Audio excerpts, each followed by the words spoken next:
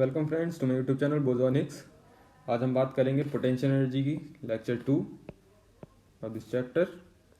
चलिए स्टार्ट करते हैं। तो पोटेंशियल एनर्जी क्या होती है? पोटेंशियल एनर्जी हमें पता होती है कि means U F minus U I, initial and final का डिफरेंस क्या होता है?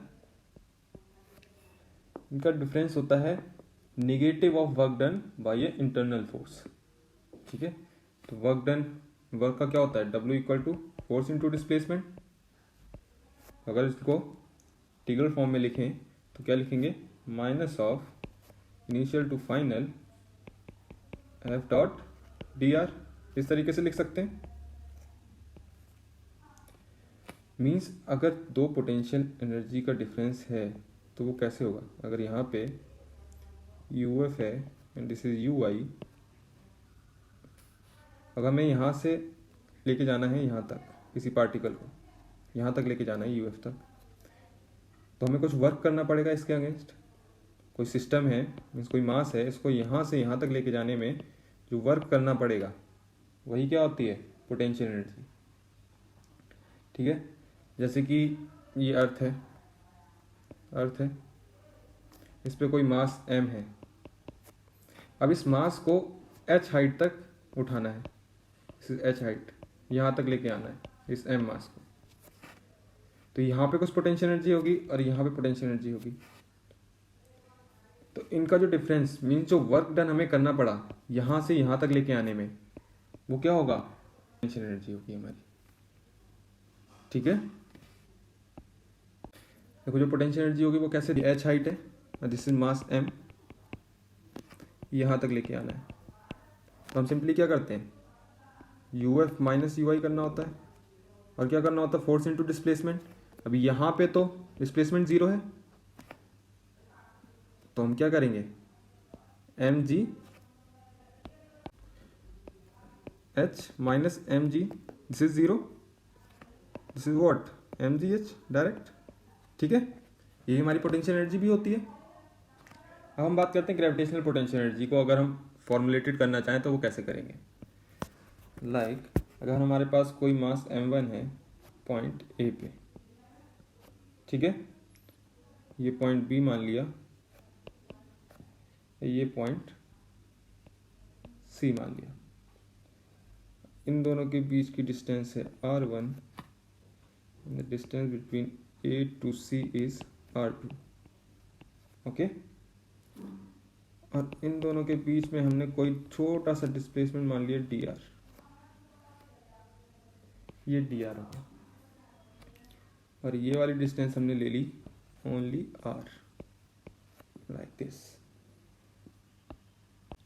अब इस मास m1 की वजह से ग्रेविटेशनल फील्ड जनरेट हो रहा है आसपास, और यहाँ पे जो मास m2 है उसको b से c तक आना है।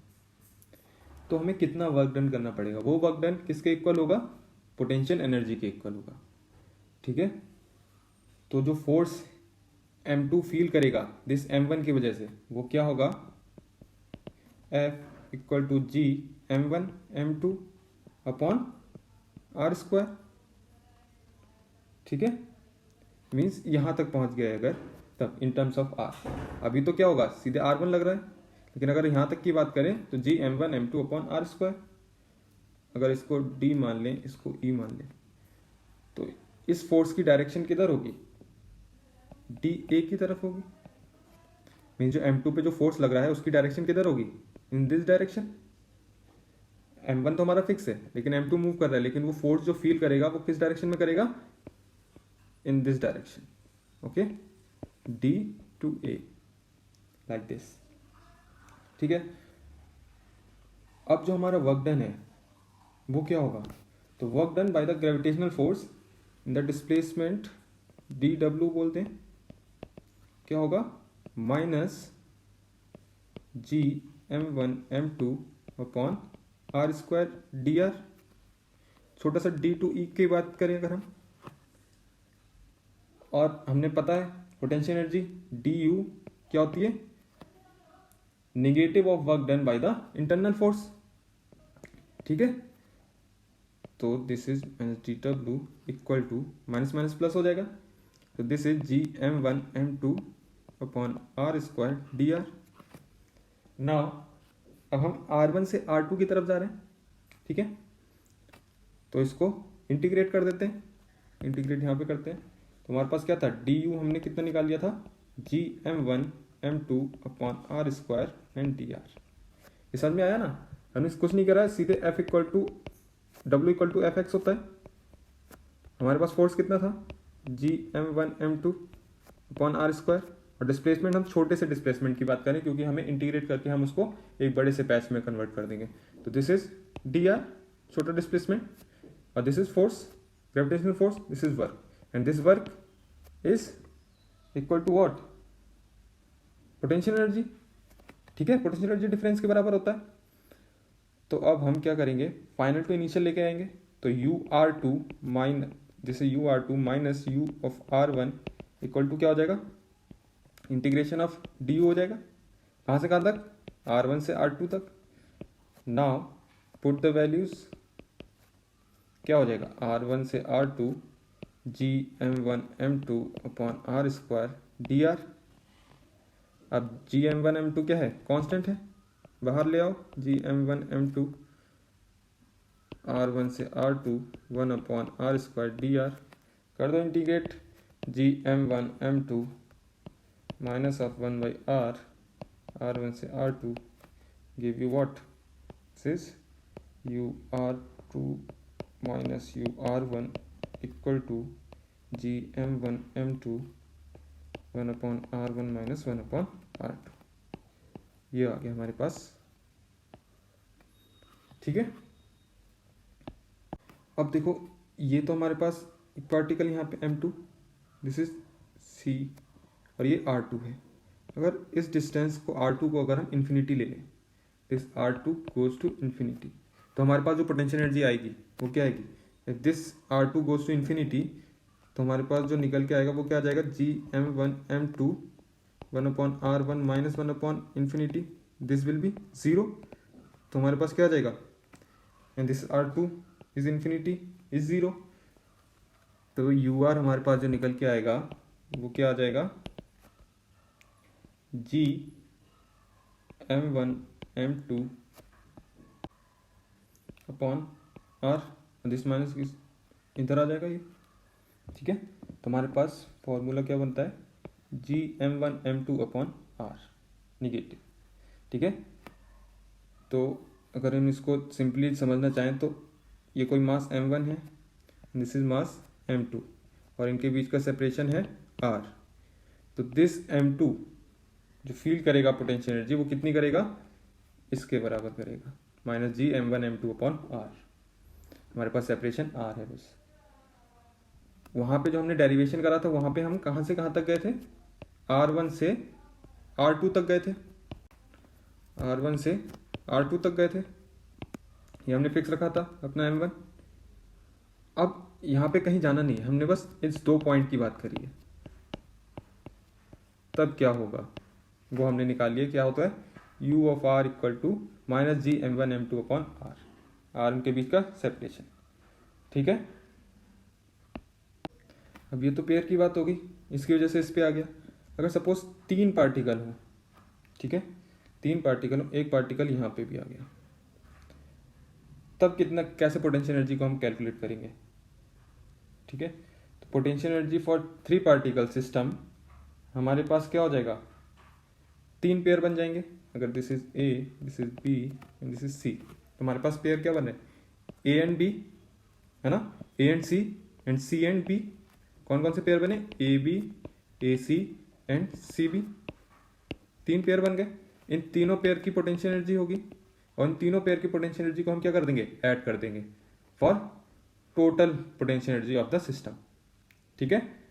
सपोज हमारे पास n पार्टिकल है, n पार्टिकल सिस्टम है, तो हमारे पास कितने पेयर बनेंगे उसके लिए, तो उसके लिए पेयर बनेंगे n into n minus 1 upon 2, ये इतने पेयर बनेंगे अगर हमारे पास n पार्टिकल सिस्टम है। तो सिंपली अगर इक्वल डिस्टेंस पे हैं तो हम मल्टीप्लाई कर देंगे n minus 1 into n upon 2 को, ठीक है, चलिए नेक्स्ट तो हम क्वेश्चन देखते हैं कि find the work done in bringing 3 particle, ठीक है, find the work done in bringing 3 particle each having mass m equal to 100 gram from large distance to vertices of an equilateral triangle of side 20 centimetre. Infinity से लेके आ रहा है, equilateral triangle में vertices पे masses क्या है, same है, this is m1, this is m2, this is m3। Infinity से लेके आ रहा है, हमने देखा अभी अगर इन्फिनिटी से लेके आएंगे, इन्फिनिटी को जाएंगे तो हमारे पास क्या होगा, सीधे सीधे u of r equal to क्या हो जाएगा, माइनस जी m1 m2 अपॉन r हो जाएगा, इज इन्फिनिटी, है ना। और 3 पार्टिकल सिस्टम है, 3 पार्टिकल सिस्टम है, कितने पेयर बनेंगे, 3 पेयर बनेंगे, तो n into N minus 1 upon 2 होता है पेयर के लिए, 3 into 3 minus 1 upon 2 equal to this is 2 2, this is 3 pair बना। वैसे भी समझो ये कोई इक्विलेटरल ट्रायंगल था, है ना, सबसे पहले इन्फिनिटी से लेके आए, ये कोई एक्सपीरियंस करेगा पोटेंशियल एनर्जी नहीं ना, तो इसका u 0 रहेगा, this is a, this is b and this is c। Now अगर हम इन्फिनिटी से यहाँ पे b पॉइंट पे मास लेके आए तो ये पोटेंशियल एनर्जी फील करेगा, क्योंकि इसकी फील्ड बन चुकी है फोर्स। अब इसके फील्ड में आने के लिए इसको पोटेंशियल एनर्जी वर्क करना पड़ेगा, वो वर्क कितना होगा, तो यू बी अगर हम बोलें वो कितना हो जाएगा, यू बी ए बोलते हो, बी ए कितना हो जाएगा, minus of G m1 m2 upon R कितना है 20 है, सेंटीमीटर में है तो 0.20 हो गया, ठीक है। और दिस इज m1 m2 कितना है 100 है, ग्राम है, इसको केजी में कन्वर्ट करो तो 0.1 हो जाएगा, तो माइनस ऑफ जी इंटू 0.1 का स्क्वायर कर देते हैं एंड दिस इज 0.20, ये आ गया यू बी ए। नाउ अगर हम सी को लेके आए, सी पे जो मास है इसको लेके आए, अब ये ए पहले से था और बी भी था, ये 2 फोर्सेस, अब ये 2 फोर्सेस लग रहे हैं ए की वजह से और बी की वजह से। अब जो पोटेंशियल है वो इन 2 पॉइंट्स की वजह से भी आएगा। अब क्या हो जाएगा, U C A equal to minus G 0.1 का square upon 0.20 and U C B minus G 0.1 का स्क्वायर अपॉन 0.20। अब ये 3 आए हमारे पास, अब इन तीनों को ऐड कर दो, ठीक है, या फिर क्या कर सकते हैं, 3 से हम सीधे सीधे मल्टीप्लाई कर देते हैं किसी एक फोर्स को, क्योंकि मास इक्वल थे और डिस्टेंस इक्वल थी, तो हमारे पास जो आंसर आएगा वो कितना आएगा, इन दोनों को ऐड करके, या फिर 3 इंटू जी 0.1 का स्क्वायर अपॉन 0.20 कर दें, तो हमारे पास जो आंसर आएगा वो आएगा, सॉरी माइनस 1.0 इंटू 10⁻11 जूल, ठीक है, इतना आएगा। तो इसका मतलब क्या हुआ, the work done by the gravitational forces W equal to minus of U equal to 1.0 into 10⁻11, ठीक है। अगर पूछा जाए work done by the gravitational force, ठीक है, तो ये आ जाएगा W इक्वल टू पॉजिटिव में। और अगर पूछा जाए work done by the external agencies, ठीक है, बाहर से कितना वर्क करना पड़ा अगर हम काइनेटिक एनर्जी को चेंज ना करें, तो हम क्या बोलेंगे, चेंज इन पोटेंशियल एनर्जी क्या हो जाएगी, माइनस 1.0 इंटू 10⁻11 जूल। आगे समझ में, चलिए ओके, थैंक यू। कल हम बात करेंगे ग्रेविटेशनल पोटेंशियल की और डिफरेंट जो केसेस हमें पता होते हैं, पॉइंट मास के लिए, रिंग के लिए, स्फीयर के लिए, शेल के लिए, तो वो कैसे वेरी करता है पोटेंशियल, उसके बारे में बात करेंगे। तब तक के लिए please subscribe and press the bell icon. Thank you, please share and subscribe, thank you.